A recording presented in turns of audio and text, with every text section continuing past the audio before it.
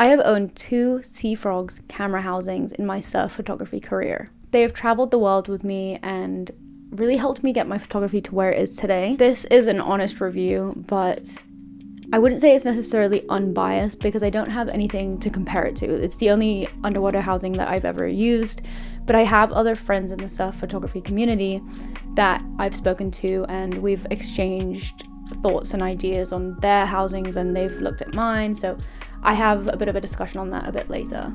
Just a little bit of background about me. I am not a full-time photographer. That is a dream. I just do it as a hobby at the moment, but I do work with a local surf community here in Bournemouth, and I get to shoot almost every weekend, whether it's swimming, surfing, or any other underwater business. I also free dive, so I'm always using my camera under the water. No, by no means professional, but I have had these cameras for like 10 years now, so I would say it's safe to say that I definitely know the cameras inside and out. I'll start by talking about like why I got the first housing. Oh, I'll get it for you actually in 1 sec. This is the first housing I ever got. I got it because it was like mega cheap compared to everything else. Like I didn't have 10k to drop on a surf housing, so this was like the only kind of model out there that was like genuinely affordable for me.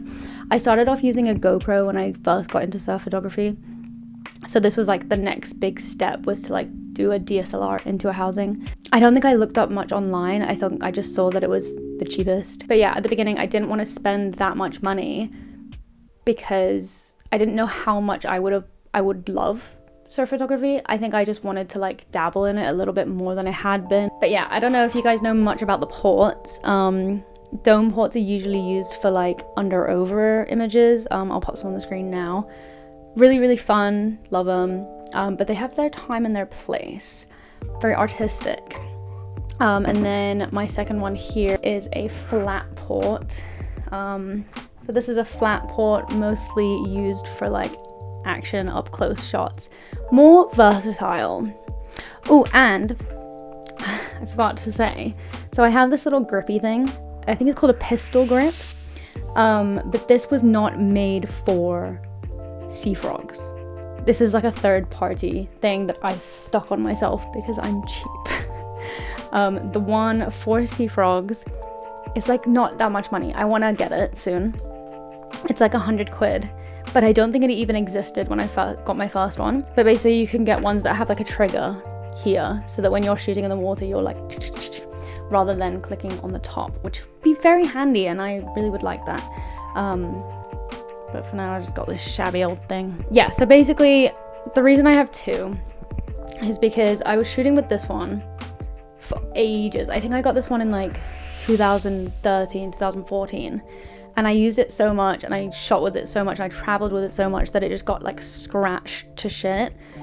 It just got scratched so badly and super like murky, and like, I don't know, I just didn't take the best care of it, I don't think. I think if you were really good and like took care of it, it would last you a really long time. I would say that probably lasted me like 8 years maybe before it was unusable, and I didn't really know why I wasn't getting any good pictures from it anymore. But then as soon as I got my new port and my new housing, I was like, oh my god, it's so clear. The plastic was just awful. And I had just scratched it to shit, and it had just gotten really murky and gross. So that's why I got the new one. But in terms of care, you really, really need to be careful. Rinse it after every use in clean water. I know I bang on about this every single video, but you have to clean your stuff in fresh water. Obviously with the thing closed, because you don't want the insides getting wet. But just rinse the shit out of it, because salt water, it will just deteriorate everything. And then I would say, like, some people say after every use, but I probably do like once every month or so. I will lubricate the O-rings inside and just double check that there's no sands or little bits of debris lurking around in there. When I started getting scratches on my dome port on the first housing, I looked up how to fix it, and there's these like plastic scratch solutions, and you just like squirt them on and rub them in, and it's supposed to get out scratches. But I just think that the scratches were too deep on that, and I should have really buffed them out before they got so bad. Yeah, one thing that really annoyed me was when I got the new one. I went on their website and all I wanted to do was just get a new port because the housing structure itself is fine. There's like no issues with it. And I just wanted to swap out the port, but that's not an option apparently. That kind of sucked. I don't know if that was like the model that I had or my make of camera or something. My eye is so itchy. As soon as I see a scratch on the new camera, I'm gonna buff it out because it's just gonna get worse and worse and worse. Also, when I would travel with the old housing, I used to like just put loads of clothes around it, like in my suitcase. So I'm sure that when it got put through like baggage and stuff, it was just getting like thrown about, which probably didn't help. But is a testament to like how long it lasted with how shit I was really treating it. So I'm thinking that this one's gonna last a lot longer with my newfound knowledge. And I hope I can pass on the knowledge to you guys. Honestly, if I had the money when I was changing my housings, I would have upgraded to a different company. But I'm broke as a brick. So we went Sea Frogs again. And you know, trusty, reliable, cheap, but I trust them. It never leaked on my camera, touch wood. So, on to what other people have said. I don't know if you know, but the Sea Frogs housing has like really good functionalities, like on the top and on the sides. Like if you're in the water, you can literally change all of your settings.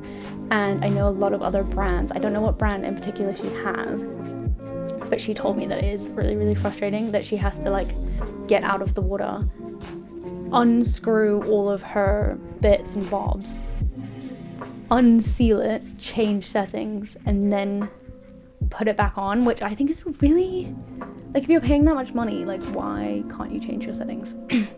Maybe there's other ones out there that you can do all of it. My setup now is the housing, and then I have a GoPro that goes on top, which I think for me at the moment is like the perfect thing because I need the GoPro for videos and we do a lot of reels and things like that.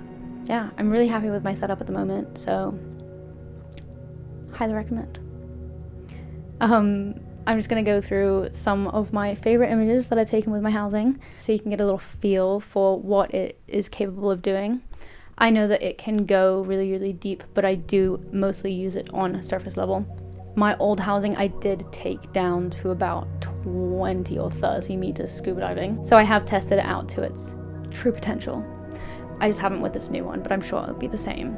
Like I never really feel nervous putting my like really expensive camera gear in there, which I feel like is saying something, you know? It's like a little scuba kit for your camera. Anyway, here's some images that I've taken with the housings, just so you can see some of the stuff that you can get. Nice fun vibes. Enjoy.